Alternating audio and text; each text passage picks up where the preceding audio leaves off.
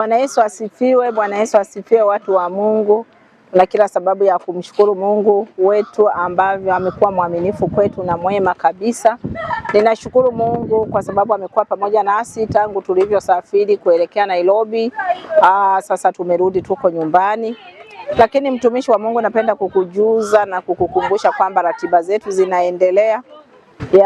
Sasa tuna maandalizi kwa ajili ya kuelekea kule Mwanza Sengerema, katika vijiji vya Sengerema. Ratiba yetu ya Injili vijijini inaendelea.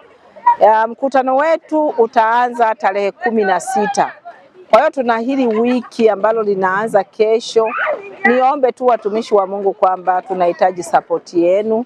Na Mungu awabariki sana, msiache kutuombea, lakini tunahitaji nauli ya kusafiri kutoka hapa kuelekea kule Mwanza.